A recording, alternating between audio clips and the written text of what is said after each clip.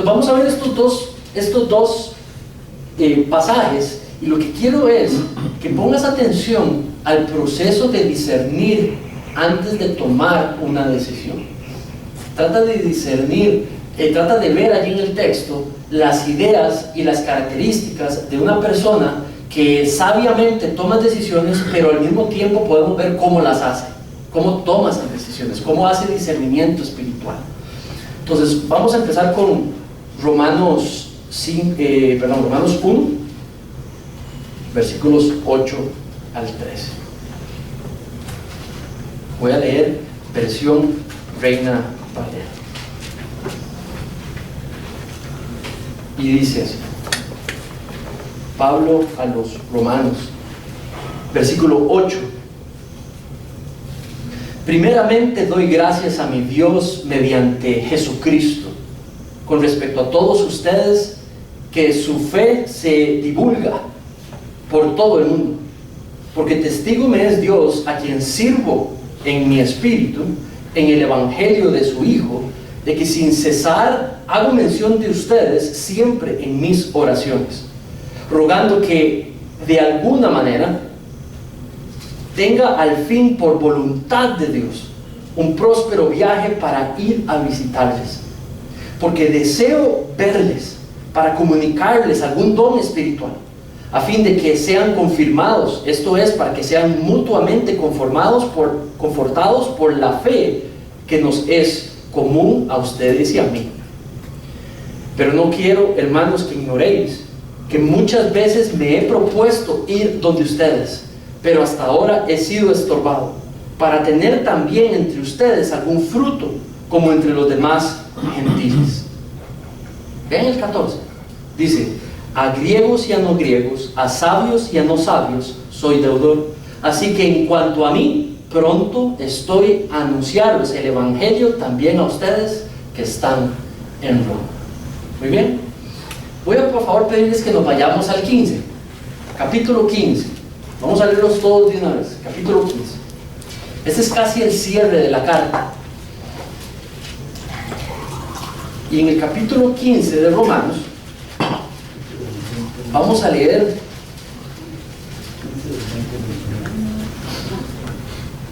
versículos 20 al 29. Y dice así: Romanos 15, 20 al 29. Y de esta manera me esforcé a predicar el evangelio, no donde Cristo ya hubiese sido nombrado, para no edificar sobre fundamento ajeno, sino, como está escrito: aquellos a quienes nunca les fue anunciado acerca de él verán, a los que nunca han oído de él entenderán. Por esta causa me he visto impedido muchas veces de ir donde ustedes, pero ahora, no teniendo más campo en estas regiones y deseando desde hace muchos años ir donde ustedes, cuando vaya a España iré a ustedes, porque espero verles al pasar y ser encaminado allá por ustedes, una vez que haya gozado con ustedes. Mas ahora voy a Jerusalén para ministrar a los santos, porque Macedonia y Acaya tuvieron a bien una ofrenda para los pobres que hay entre los santos que están en Jerusalén, pues les pareció bueno y son deudores a ello, porque si los gentiles han sido hechos partícipes de sus bienes espirituales, los de los judíos, deben también ellos ministrarles de los materiales. Así que cuando haya concluido esto y les haya entregado este fruto, pasaré entre ustedes rumbo a España. Y sé que cuando vaya donde ustedes, llegaré con abundancia de la bendición del evangelio de Cristo. Muy bien, muchos versículos. Gracias a Dios. Cerramos bien entonces la serie. Pongamos atención, pidámosle a Dios que nos guíe en esta reflexión. Padre, en este ratito, esta es tu palabra, tú la inspiraste al apóstol Pablo, Padre, para que hoy podamos venir donde este texto y tratar de tomar los principios que están allí, que son acerca de tu discernimiento, y que podamos extraerlos y aplicarlos a nuestras vidas para tu gloria. Te pido tu guía, te pido tu cuidado en estos siguientes 40, 45 minutos para que podamos crecer, Señor, y ser animados a caminar conforme a tu voluntad. En el nombre de tu Hijo Jesús pedimos esto. Amén. Cuando hablamos de discernimiento espiritual, no podemos dejar por fuera que hemos sido creados a su imagen. ¿Por qué? Porque hemos sido creados y diseñados para reflejar su carácter, no el nuestro, su carácter. Entonces, cuando hablamos de discernir qué es su voluntad, tiene que reflejar su carácter, su voluntad. Nuestras decisiones, nuestras palabras, nuestros gestos, nuestras reacciones, nuestras metas, todo lo que hacemos debiera de reflejar lo que representamos y es su imagen. Y así fue como empezamos esta serie sobre discernimiento. Número 2, también vimos de que hay un primer mandamiento. Le preguntaban a Jesús tratando de tentarlo, ¿cuál es el primer mandamiento? Y Jesús les dijo, ama a Dios con todo tu corazón, con toda tu mente y con todas tus fuerzas.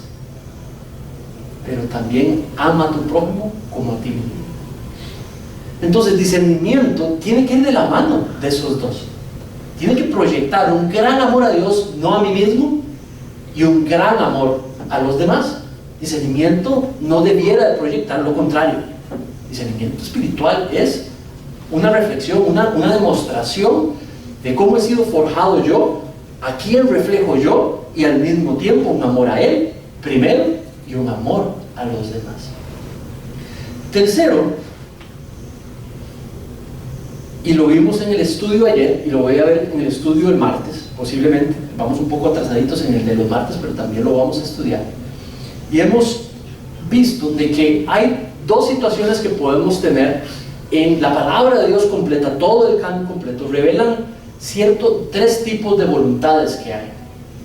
La voluntad soberana de Dios, la cual ni tú ni yo la conocemos completamente. Tú y yo no sabemos cuando viene un tsunami, viene ¿cómo se dice? Un terremoto. No sabemos cuando las cosas que suceden en todo el universo y en todo el planeta, no podemos saberlo. Eso lo sabe Dios. La voluntad soberana de Dios está oculta ante ti y ante mí. No la podemos adivinar. Pero hay una parte de la gran voluntad soberana de Dios, hay una parte que sí Él ha dado a revelar. Y la reveló por medio de la Biblia, en la unión de cada uno de los libros de la Biblia. Y esa es la que se llama la voluntad moral revelada de Dios. Entonces tenemos el círculo completo de la voluntad soberana de Dios. Un poquito más para adentro es la voluntad moral de Dios. Y luego, dentro de ese círculo, tú y yo tenemos la libertad y la responsabilidad como creyentes de actuar dentro de esa voluntad moral revelada de Dios. Y tenemos libertad para escoger y para decidir, pero también tenemos una responsabilidad al escoger y al decidir, porque tiene que ir enmarcada dentro de la voluntad moral de Dios. Entonces, ¿por qué digo esto? Porque no es tan cierto el dicho popular de que Dios tiene un plan específico para mí. No, en realidad Dios tiene el mismo plan para ti y para mí y para todos, que vivamos para su gloria, que vivamos para reflejarle, que vivamos para sus propósitos, que le amemos de todo corazón con lo que hacemos, que lo pongamos a Él en nuestros propósitos, no nuestros, para que todo alrededor se acomode. Entonces, así, muy bien, ahora sí, dicho eso, entramos a estos dos textos. Hace mucho tiempo, tal vez tenía unos 23 años, y pasé una experiencia que nunca más volví a pasar. Fue una noche de tremendo temor, mucho temor. Y en esos 23 años pude darme cuenta que venían decisiones que tenía que tomar que tendrían consecuencias realmente muy importantes para mí. Si era carrera, si era trabajo, si era matrimonio, y todo se juntó allí. Y fue un tiempo sumamente espantoso. Fue una noche en la que sudé frío. Y el gran temor me embargó, porque no tenía ¿qué? Seguridad de que yo fuese a escoger bien. Y ese era el pivote, ese era lo principal. Ahora yo 44 años, ya no 23, vuelvo a ver ese día y digo, estoy mucho más tranquilo en cuanto a las decisiones que tengo que tomar, pero no me sentía así en ese tiempo. Era temor, no porque no pudiera saber cómo decidir bien, pero que me aseguraba a mí que iba a fructificar con mis decisiones. El problema allí, en ese día, los 23, es de que todos los creados por el Señor nos da esa responsabilidad de tomar decisiones en nuestras vidas. Y en ese proceso, algunos que estamos aquí, estamos más adelante o más atrás los unos de los otros. Algunos tenemos algunos pelillos ahí que cambiaron de color sin permiso, ¿verdad? Algunos tenemos más que otros, y eso no implica necesariamente que somos más sabios que otros o que sabemos discernir más que los otros. Pero posiblemente sí, en algunos casos, conforme a la edad, hemos vivido más acontecimientos los unos que los otros. Ahora, la pregunta es, ¿qué es lo que muestra si hay más sabiduría o no entre los unos y los otros?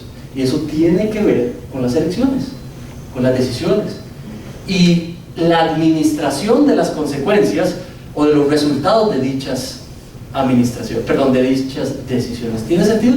He ahí donde usted ve el balance, ya no por edad, pero más bien por experiencia y por reacción ante las distintas consecuencias que hemos sufrido. Esto es parte de la vida, no terminará el hecho de que tengamos que tomar entre varios aspectos, discernir qué es lo que es voluntad de Dios y lo que no es voluntad de Dios.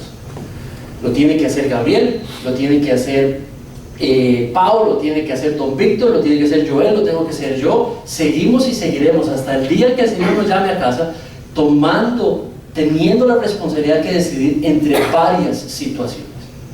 Algunos de aquí, los que tal vez más jóvenes, tienen que enfrentarse a tomar decisiones que tal vez otros ya hemos tomado, pero los que ya somos más mayores todavía tenemos que enfrentar más decisiones que no necesariamente son más o menos importantes. Todos aquí tenemos que toparnos con esta situación. En el primer sermón sobre discernimiento les expliqué que discernir, la definición de esa palabra es escoger, es descubrir para escoger entre varias opciones, y eso es discernir, es lo que la palabra en español significa.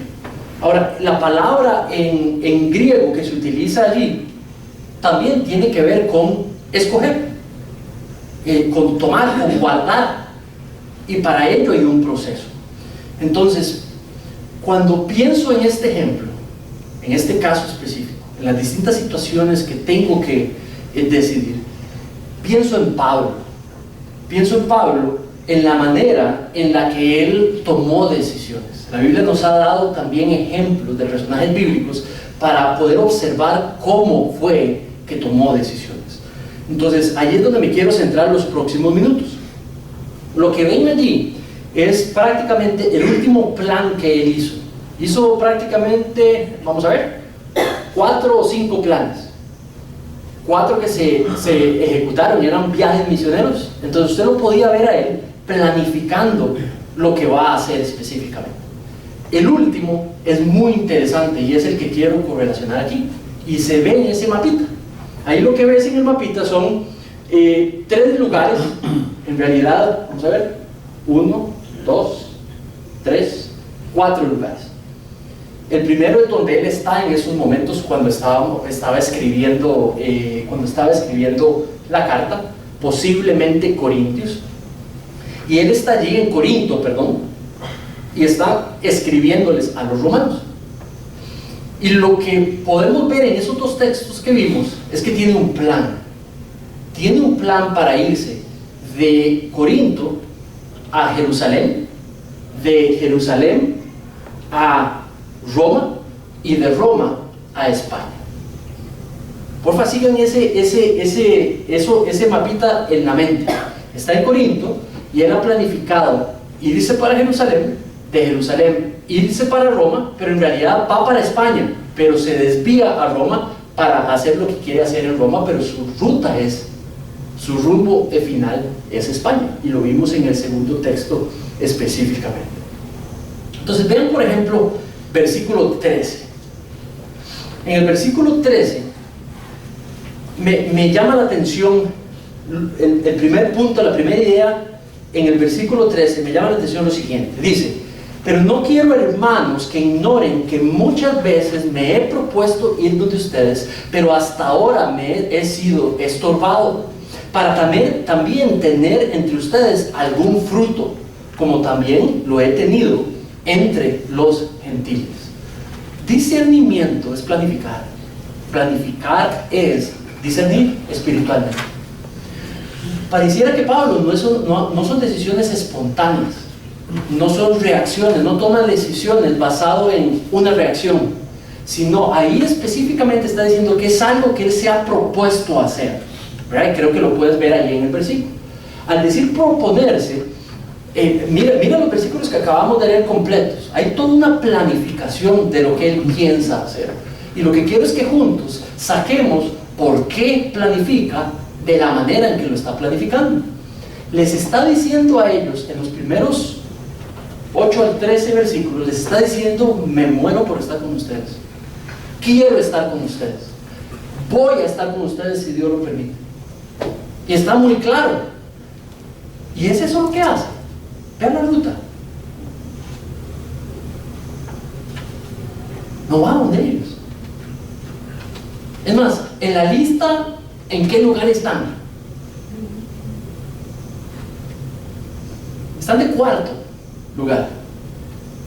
Quiero estar con ustedes, deseo estar con ustedes, va a ser buenísimo estar con ustedes. Voy a llegar en cuarta prioridad. Ustedes no son ni mi primera prioridad, no son mi segunda prioridad, no son mi tercera prioridad, ustedes son mi cuarta prioridad. ¿Cómo se sentiría uno si escucha eso? ¿Verdad? Pero eso es lo que está diciendo ahí. Ahora vamos poquito a poquito. Entonces, número 1, versículo 13, planificar es apropiado. Las decisiones que vamos a tomar los próximos 3 años, planificar es sabiduría. Planificar es discernimiento espiritual. ¿Cuáles son las próximas grandes metas que voy a tomar en los próximos 3 años? ¿Cuáles son las próximas importantes metas que voy a trazar para los próximos 10 años? ¿Cuáles son las importantes metas que necesito planificar para los próximos 20 años? 3, 5, 10, 15, 20. Podría ser en menos. Planificar es discernimiento espiritual. No lo puede planificar uno todo, pero ¿qué es aquello importante que voy a tener que enfrentar, que debo de planificar para poder enfrentar bien? ¿Tiene sentido? Eso es discernimiento espiritual, y lo vemos en Pablo. Versículo 8 al 10. Miren lo que dice. Dice: primeramente, doy gracias a mi Dios mediante Jesucristo con respecto a todos ustedes, de que vuestra fe se divulga por todo el mundo. Me es testigo que es Dios, testigo me es Dios, a quien sirvo en espíritu en el Evangelio de Cristo, de que sin cesar hago mención de ustedes siempre en mis oraciones. Planificar, discernimiento espiritual, tiene que ver con orar constantemente. Tiene que ver con sabiendo las metas que se vienen, las situaciones que tengo que enfrentar en los próximos 3, 5, 10, 15, 20 años. Yo oro por esa planificación. Yo oro por cada una de esas etapas que pueda abrir o no. Tal y como Pablo dijo, mira las palabras que dice: rogando, dice, sin cesar, sin parar. Hago mención de ustedes siempre en mis oraciones, rogando que de alguna manera tenga al fin, por la voluntad de Dios, un próspero viaje para ir a ustedes. Porfa, pon tus ojos en ese versículo. Mira la última parte y mira el juego de palabras. Dice: rogando que de alguna manera tenga al fin por la voluntad de Dios. La oración de algo que deseo hacer, que tengo la libertad de hacer, porque no está tal vez guiada en la Biblia, una decisión que tal vez no tenemos la respuesta específicamente de una situación en la Biblia. Entonces lo que tenemos que hacer es utilizar sabiduría. Lo que hace Pablo es orar, y lo que le pide a Dios es de que se haga, si es que su voluntad. Entonces quiere decir que hay cosas que planificamos, y que planificamos bien, y que al final tenemos que orar y ponerle la cereza al pastel y decir, pero que se haga tu voluntad, que se haga, que se cierren las puertas. No me permitas estar allí, no me permitas lograr eso si no es tu voluntad. Ahora miren lo que dice después, dice: rogando que de alguna manera tenga al fin, por la voluntad de Dios, un próspero viaje para ir donde ustedes. Entonces, planificar en las decisiones es apropiado. Orar sobre nuestros planes es definitivamente algo ejemplificado por Pablo. Ahora mira el 10. Someter a la voluntad de Dios nuestros planes y nuestras metas es completamente necesario. Es discernimiento. Es discernimiento. Dejar esa puerta abierta a que Dios no quiera darte lo que has planificado obtener es una acción de discernimiento espiritual. Esto es lo que sucede muchas veces en mi vida, en el pasado, y podría pecar en el futuro. Hacer un plan tan planificado de que mi gozo está si se logra ese plan y no en Cristo Jesús solamente. Discernimiento espiritual no es poner mi gozo donde no está diseñado que yo lo ponga. Mis planes y mis metas mis gozo no puede estar en el cumplimiento de mis planes y de mis metas. Mi gozo tiene que estar, tu gozo tiene que estar solamente en el hecho que conoces hoy y experimentas hoy a Jesucristo tu Señor. ¿Tiene sentido? Si somos llamados a planificar, si somos llamados a establecer metas, pero no como para poner esas en lugar de Dios, para que sean esas metas y esos deseos y esas responsabilidades las cuales me den el gozo. Porque entonces en la Biblia hacer eso se llama idolatría. Entonces planificar sí, idolatrar no. Ejercitar discernimiento espiritual sí, idolatrar no. Es muy importante y van de la mano, y vamos a ser tentados para hacer eso. Muy bien. El primer principio que veo en Pablo, en Romanos 1, del 8 al 13, es específicamente de que establecía metas, pero de acuerdo a metas espirituales.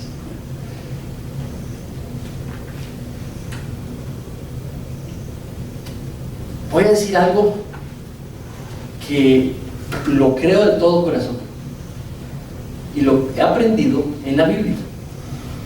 Y puedo estar equivocado, espero no estar equivocado, porque rijo mi vida por este principio. Uno fue creado para la gloria de Dios, y en Cristo hemos sido comprados con un precio. Eso quiere decir que ya no somos nosotros dueños de quién, pero somos propiedad, somos esclavos de Cristo. ¿Ok? Entonces no nos debemos para nosotros. Eso quiere decir de que en realidad no vivimos para vivir para nuestra felicidad, no vivimos para vivir para nuestros propósitos, no debemos de vivir para poner nuestras propias metas. Pablo no hace eso. Pablo lo que hace es que establece metas espirituales, y todo alrededor gira con respecto a esas metas espirituales que él tiene. ¿Tiene sentido? Meta espiritual, creo yo, número 1 del creyente, del cristiano y la cristiana: conocer más a Dios. Lo puedo llevar por todo lado, le puedo demostrar que no está ser ingeniero, no está tener hijos, no es casarse, no es Meta número 1, amarás a Dios con todo tu corazón, con toda tu mente y con todas tus fuerzas. ¿Para qué? Para que podamos conocerlo mejor. Meta primaria del cristiano y de la cristiana: conocerlo mejor, experimentarlo más, verlo actuar más, relacionarme con Él más. Él se dio a conocer y Él ha dicho que la Escritura es el medio para conocerlo. El instrumento que Él utiliza es la presencia del Espíritu Santo en nosotros, pero no se puede conocer al Señor sin el Espíritu por medio de la Biblia. Si no es por medio de la Biblia, usted puede tener Espíritu y no tiene Biblia, usted no va a conocer al Señor. El diseño es Espíritu Santo para ser habilitado a conocerlo por medio de la palabra de Dios. Meta número 2 principal, en segundo lugar, darlo a conocer. Conocerlo, darlo a conocer. Y he aquí que me ha sido dada toda autoridad sobre el cielo y sobre la tierra. Vayan y hagan discípulos de todas las naciones, bautizándolos en el nombre del Padre, del Hijo y del Espíritu Santo, y enseñándoles a guardar todo lo que yo les he enseñado. Y he aquí que yo voy a estar con ustedes hasta el fin del mundo. A muchas personas les encanta esa última parte: Él va a estar conmigo hasta el fin del mundo, pero es para el que está, ¿qué? Haciendo discípulos. 2 metas primarias. Número 1, conocer a Dios, conocerlo más. Número 2, darlo a conocer. Una primero tiene que ser, la otra es requisito. Son para lo que fuimos hechos salvos. Entonces Pablo conoce esas dos tremendamente.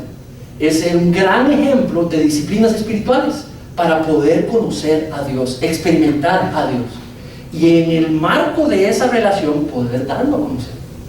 Las disciplinas espirituales, empezamos a estudiar nuestra unión con Cristo y fuimos estudiando todas las metáforas de nuestra unión con Cristo: regeneración, justificación, santificación, redención.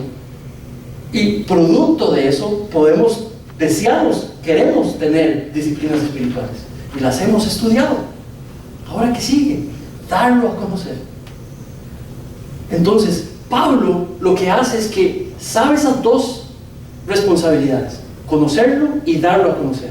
Y todas sus metas giran alrededor de esas dos metas principales espirituales. ¿Me caso o no me caso? ¿Sigo de profesor de escrituras o me paso a hacer tiendas? Y lo vemos en Hechos, donde era una persona que se ponía, sabía el arte de hacer tiendas y construir tiendas. Entonces escoge su profesión y practica su profesión solamente para poder satisfacer su meta espiritual. Entonces dice claramente de que él hacía tiendas para poder recolectar dinero, porque no le estaba llegando dinero de las iglesias. Entonces trabajaba para poder ir a conocer a Dios más y para poder ir a dar a conocer a Dios más. El centro de Pablo eran sus metas espirituales. El centro de Pablo no era heredarle cosas a sus hijos. El centro de Pablo no era tener un doctorado en algo. El centro de Pablo no era adquirir posesiones materiales.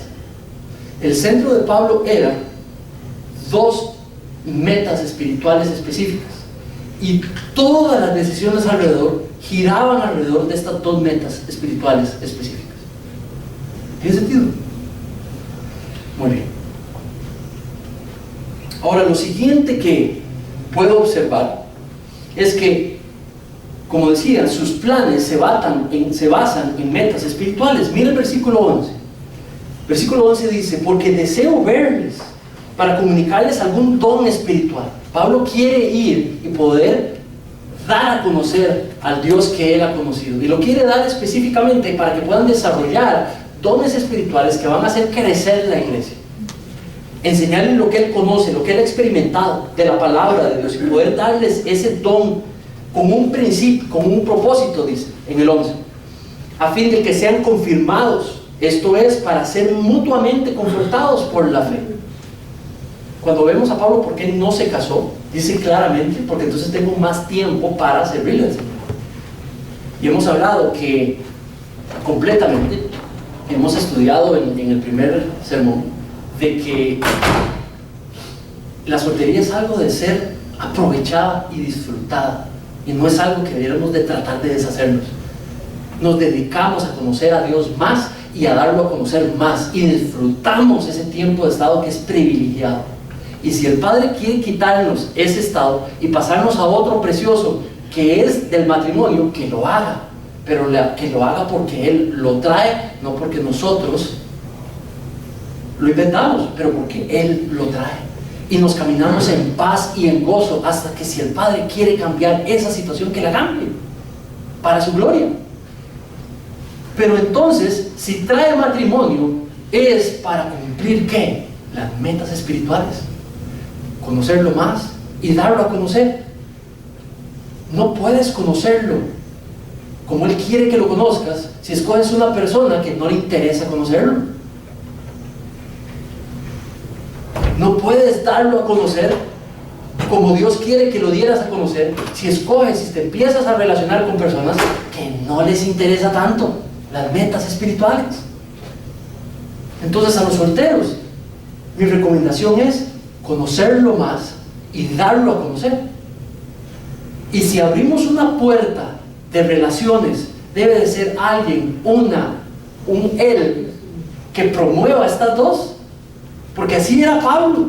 Pablo se dio cuenta que soltero mejor se dedicaba más al servicio al Señor. Los que no vamos, o los que no decidimos como Pablo, porque decidimos que esa no es la voluntad de Dios para nosotros, celibato, entonces escogemos de manera que catapulte la meta espiritual de conocerlo mejor y darlo a conocer también. ¿Tiene sentido? Siempre en el 11, ahora en el 12. Entonces la madurez espiritual a los creyentes era la meta de Pablo, llevarles madurez espiritual. ¿Sí? Si Pablo hubiera tenido hijos, si Pablo hubiera tenido esposa, posiblemente no puede hacer esto. Porque entonces tiene que quedarse con la esposa y tiene que quedarse con los hijos. Y tal vez no hubiera sido bueno que se los llevara con él. Especialmente porque sabemos lo que le pasó a Pablo por haber seguido en este plan. Versículo 11 y 12, establece y anima, otra meta espiritual, animar la iglesia de Roma. Versículo 12, recibir ayuda monetaria de la iglesia de Roma. Versículo 13 y 15, ganar más creyentes para Cristo en la comunidad de Roma. Dar a conocer a Jesucristo, contarles lo que Dios, para lo que Dios lo envió. Contarles lo que uno puede recibir por medio de una relación con Cristo. Metas espirituales. Establecen metas de vida de acorde a metas espirituales. Te animo a copiar a Pablo de par en par. Mira Efesios 5, versículo 1. Dice: sean imitadores de Dios. Ahora, ¿cómo imitamos a Dios?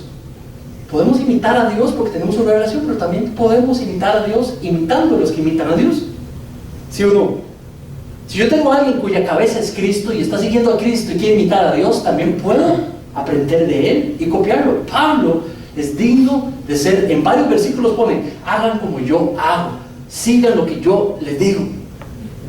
Entonces podemos perfectamente copiar a Pablo. Establecemos nuestras metas de acuerdo a metas espirituales.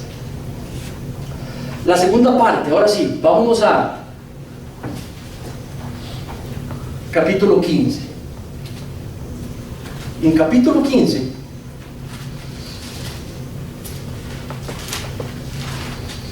lo que veo es de que Pablo, y es ese principio que he extraído allí, lo que veo es de que, muy bien, tiene claro que sus metas de vida van a ir alrededor de establecer metas espirituales, y ahí acomoda las metas de vida: que estudio, que trabajo, si me caso o no me caso, ¿verdad? ¿Dónde trabajo?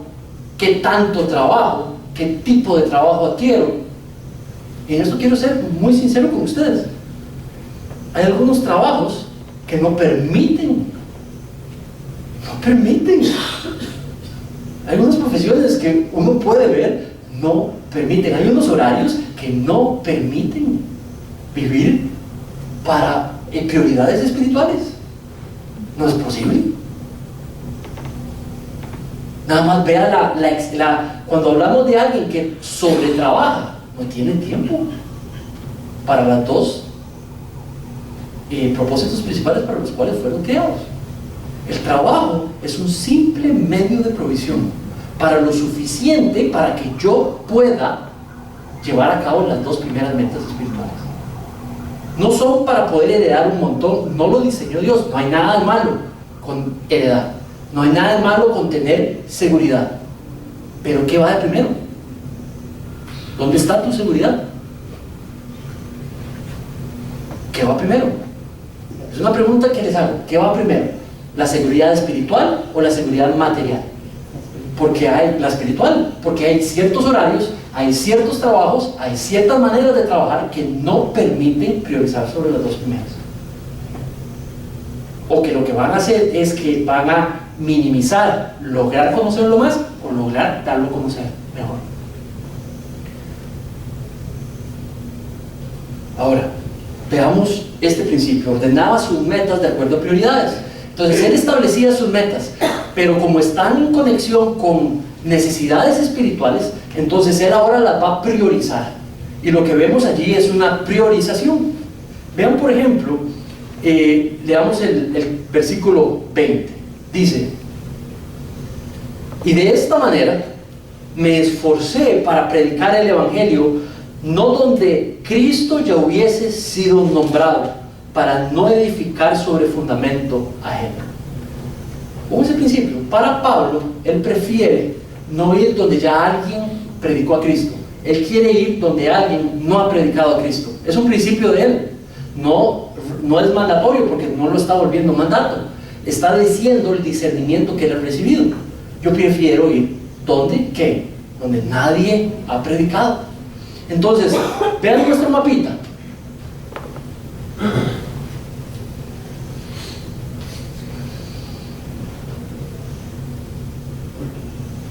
¿Dónde está Roma y España?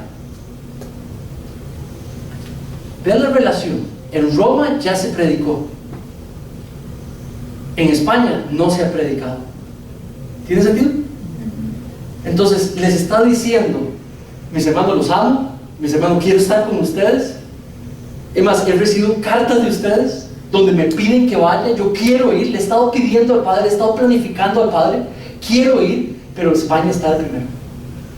Porque ya por la gracia de Dios, aunque sé lo que mucho que puedo ir a hacer a Roma, lo que podría ayudarles en Roma, prefiero ir donde nunca han tenido la posibilidad de escuchar a Jesucristo primero. Prioridad número 1 es España. Cuando vaya para España, voy donde ustedes, y de una vez aprovecho, hago todo esto espiritual con ustedes, pero también me ayudan para ver si económicamente yo puedo ir a España. Y lo deja muy claro cuál es su prioridad. Ahora, vean el versículo 2, perdón, el versículo 21. Dice, el versículo 1 es algo que estaba escrito, aquellos que, para justificar por qué tiene ese principio de ir donde nunca nadie ha ido. Versículo 22, por esta causa me he visto impedido muchas veces de ir donde ustedes, pero ahora, no teniendo más campo en estas regiones y deseando desde hace muchos años ir donde ustedes, cuando vaya a España iré donde ustedes. ¿Qué es lo que pasa? Él veía que aquí había una enorme necesidad de Cristo. ¿Por qué? Porque toda esta sección, que es esta parte que está aquí, es la parte, digamos, recién invadida, donde están, no pongo Roma, porque aquí está la cúspide, digamos, del Imperio Romano. Es lo que mejor está en cuanto a dinero, servicios. Es como estar en Nueva York, ¿verdad? Donde está así lo más urbano, todo lo más moderno. No es así esta situación. Aquí acaban de ser completamente dominados, ¿verdad? Últimamente invadidos están sometidos completamente. Entonces él decide, prioridad número 1, no voy donde ustedes, esta es mi prioridad número 1. Y se queda, y por eso les escribe la carta desde allí, no va, sino que les manda una carta. Y se queda en las iglesias allí del área. Entonces la prioridad número 1 de él es Corinto, y el área alrededor de Corinto, no Roma.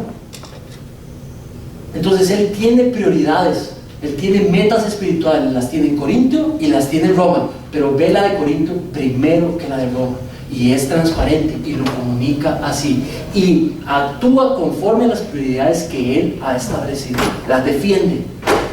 ¿Me explique? No se solucha el piso al mismo, ¿verdad? No se deja manipular, no se manipula, no se se autogestiona para tratar de emocionalmente cambiar lo que cree que es correcto. No, se mantiene claro, Corinto es la primera responsabilidad.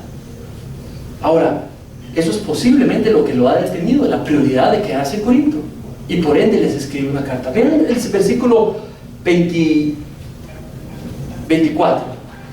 Cuando vaya a España, iré a ustedes, porque espero verles al pasar y ser encaminado allá por ustedes, una vez que haya gozado con ustedes. Mas ahora voy a Jerusalén para ministrar a los santos. Mis hermanos romanos, los amo. Tengo metas espirituales para llegar donde ustedes, pero primero está Corinto, no ustedes, por la necesidad. Mis hermanos romanos, en segundo lugar, no están ustedes, está Jerusalén. ¿Por qué Jerusalén? Porque si hay algo que ha revelado durante todos los capítulos de Romanos, desde el 1 hasta el 14, de ese momento, es de que Dios ahora reveló de que la salvación no había sido primariamente solamente para los judíos, también era para todos aquellos por medio de la fe, para ser parte de la familia descendiente espiritual de Abraham, donde judíos y gentiles pueden ¿qué? Ser parte de un mismo cuerpo. Entonces, no hay nada más importante para él que poder llevar a la iglesia de Jerusalén, que para ese momento está siendo perseguida. La iglesia de Jerusalén es la primera iglesia que fue fundada, y la primera iglesia también en ser destruida. Fue aniquilada completamente, fue desaparecida, fue dispersada. En el año 70 se prohíbe el cristianismo en Jerusalén y también el judaísmo, ¿verdad? Ninguno de los dos. Y se acaba la iglesia que tenía 3,000 miembros en Pentecostés, en Hechos 2:14, se acaba. Bueno, unos añitos antes estaba siendo tan perseguida que no tenían que comer, era la iglesia más pobre, la más perseguida. Y entonces las iglesias de Corintios, de Acaya, de Macedonia, envían una recolecta monetaria para ellos. Entonces para Pablo es la prioridad espiritual ir donde los judíos y decirles: vean, ahora la salvación es para gentiles, ve ahora a los gentiles viniendo a ayudarles a ustedes, y poder patentizar de que era obra de Dios, voluntad de Dios, que los gentiles fueran incluidos también dentro de esa salvación desde un principio. Entonces para él la prioridad no es Roma, la prioridad es Corintio. Segunda prioridad, Jerusalén. Se generaría algo increíblemente importante. Tercera prioridad, España. Pero si lo logro, me despido para Roma, le pido ayuda económica y me voy para España. Principio número 1: todas sus decisiones de vida, todos sus propósitos de vida se establecen alrededor de dos primeras verdades: conocer a Dios y darlo a conocer. Después, dentro de esas metas espirituales que se establecen, él las prioriza y va haciendo las más importantes unas que otras, y se queda con ese compromiso: discernimiento espiritual, sabiduría. Muy bien, veamos por último versículo 27. Porque Macedonia y Acaya tuvieron a bien hacer una ofrenda para los pobres que hay entre los santos que están en Jerusalén, pues les pareció bueno y son deudores a ello, porque si los gentiles han sido hechos partícipes de sus bienes espirituales, debemos también ellos ministrarles de los materiales. Así que cuando vaya concluido esto y les haya entregado este fruto, pasaré por ustedes rumbo a España. Versículo 29. Y sé que cuando vaya a ustedes llegaré con abundancia de la bendición del Evangelio de Cristo. Versículo último de nuestra sección. La prioridad es Jerusalén, la prioridad es Corintio, la segunda prioridad es Jerusalén, la tercera prioridad es España, la cuarta prioridad es Roma. ¿Qué sucede? No siempre Dios, Él fue muy claro al inicio, pero que se haga tu voluntad, ¿cierto? Lo que sucede es de que en este camino de allá para acá, primero es arrestado, ¿verdad? Empieza el juicio contra él, y lo siguiente que sucede es de que lo montan en un barco. ¿Y qué le pasa al barco? Naufraga, apenas se salva y lo vuelven a llevar a la cárcel y empieza el juicio contra él. Y desde la cárcel es donde él escribe Efesios y Colosenses. Posiblemente había escrito Romanos, o tal vez después de Corintios había escrito Romanos. Y Dios lo arresta, perdón, permite que lo arresten. Y lo arrestan, y no solamente lo arrestan, lo ejecutan. Y algo que había planificado, algo que había determinado, porque era una meta espiritual, Dios en su voluntad no permite que suceda. Entonces, lo que vemos es lo que él pretendía hacer no logra suceder, y él es asesinado, digamos, en este proceso aquí, posiblemente después del estado de Jerusalén. No tenemos ni una sola evidencia en ninguna carta de un solo gesto de frustración porque no se va a cumplir lo que él tanto quería hacer. Cuando el gozo es solamente Jesucristo, cuando las metas de vida son espirituales y las materiales giran alrededor y son establecidas alrededor de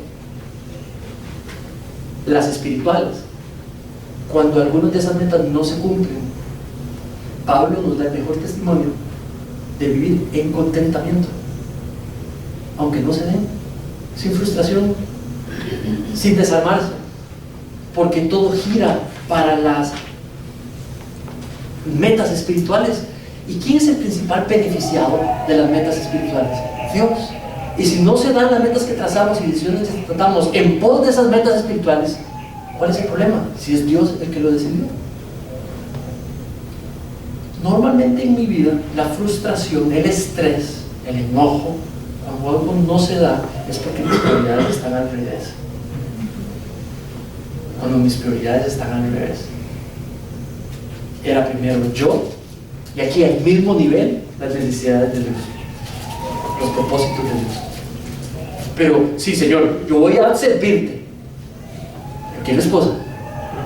No, sí, Señor, yo voy a servirte. Pero este matrimonio tiene que salir bien. Esta muchacha, este muchacho tiene que comportarse a la altura, ¿verdad?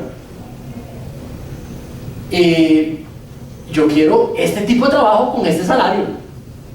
¿Me explico? Yo quiero estudiar esto, y quiero lograr esto, y quiero seguir ascendiendo hacia esto en mi trabajo. Cuando la frustración viene, cuando el estrés viene, y cuando la inestabilidad viene emocional, muchas veces es porque la prioridad no está bien sentada. El sobretrabajo, cuando hablamos de ser, ¿cómo se dice? Workaholic. ¿Cómo decimos nosotros? Adicto al trabajo. ¿Pero cómo decimos eso? Tenemos una palabra. Trabajólico. ¡Qué buena palabra! Usted me entiende. Eso simplemente no es saber tener las prioridades bien establecidas. Hay un lugar primario que Dios ha diseñado para que usted lo conozca a Él. El lugar se llama la iglesia local. No se llama otro, no hay otros. La iglesia local es el lugar donde Él, por donde empieza el crecimiento de conocerlo a Él. Por eso la iglesia tiene responsabilidades de cómo ser, qué hacer, a qué le da prioridad. Usted prioriza algo distinto. Si usted cree que usted puede crecer individualmente, fuera del cuerpo, uno, estás ignorando una buena parte de la Escritura. Número dos, estás decidiendo con tu propia sabiduría, no con la de Dios. No es voluntad de Dios lo que estás pensando. Si usted no acomoda sus responsabilidades de trabajo, familiares y demás para crecer en cuerpo, usted lo que está practicando es necedad, no sabiduría. Quiero serle completamente distinto. No estoy aquí para yo tengo que ser fiel a Dios primero y amar a Dios primero. Su prioridad es crecer en cuerpo, es venir los domingos, es meterse en los estudios bíblicos entre semana y priorizar sobre eso. Cuando priorizas tu propia sabiduría, cuídate de la idolatría. Cuídate de que estés caminando en idolatría o pensando que eres más astuta o astuto que Dios. Estamos aquí porque Dios lo diseñó así y Dios lo desea así, no porque Manri lo está demandando, no, es porque es el diseño y es el deseo de Dios. Y por supuesto tienes que crecer en casa, y por supuesto que tienes que amar tu familia y ser bueno en tu trabajo, pero todas ellas recaen sobre las dos primarias: conocerlo a Él y darlo a conocer. Termino con este cuadrito. Número 1, en discernimiento y encaminando en sabiduría. El primer rol que nos establece Dios es el que, número 1, lo amemos a Él con todo el corazón, con toda la mente y con todas las fuerzas. Y eso quiere decir ponerlo a Él en el centro de la gente. Entonces establecemos metas. ¿Cómo lo vamos a conocer mejor? Entonces, número 1, conseguimos una iglesia donde me enseñen a conocerlo mejor, de la manera en la que Él diseñó, Él quiere ser conocido. Número 2, me relaciono con ese cuerpo. Número 3, voy a otros espacios para seguir creciendo. Número 4, aprendo los propósitos que Dios tiene para mi vida individual y voy tomando las decisiones. Tengo las disciplinas en casa cuando estoy en mi tiempo con Dios, saco espacios para conocer a Dios y los defiendo. Trabajo, familia, responsabilidades con el gobierno, responsabilidades de comunidad, de cantón o demás, relaciones de familia, sobrecaen alrededor de las prioridades que tiene para el cristiano el Señor. Una vez que establezco metas de vida, priorizo. Una vez que priorizo, planifico cómo adquirirlas.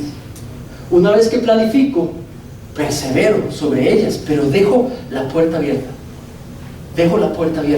Es como que usted esté en un barco. Levante la mano los que se han montado un bote o un barco.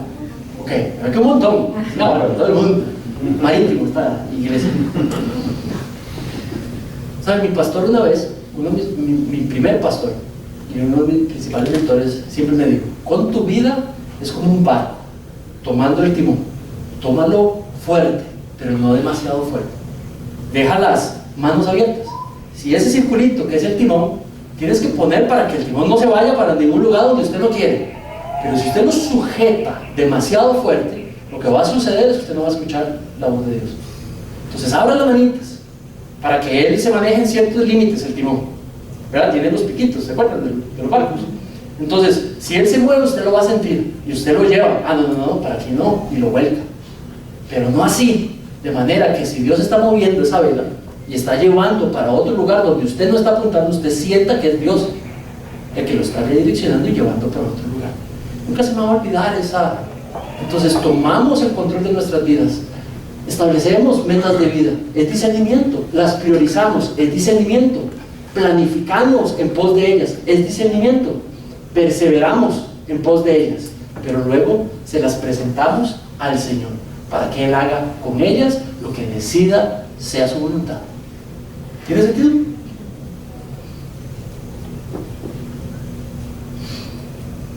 ¿Saben? Para mí, casarme era el deseo primario desde el inicio. Una de las preguntas que tenía ese día que estaba nervioso era si yo iba a escoger bien. Había venido de una familia donde habían sucedido cosas feas en el matrimonio de mis papás. Y el temor, en la historia que le conté al inicio, el temor era escoger bien. Me estaba acercando a decidir casarme. Y estaba asustado y espantado. También en el trabajo, también en cuanto a las cosas, si iban a satisfacer o no.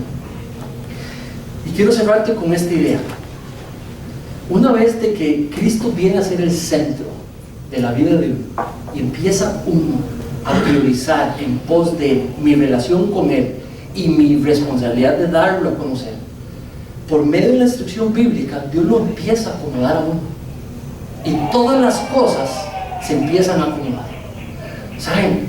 Decidí casarme con la persona que decidí casarme, y solo por gracia, las metas espirituales crecieron. Decidimos tener hijos porque sería una increíble manera de discipular personas ahí todos los días y generar nuevos discípulos de Cristo.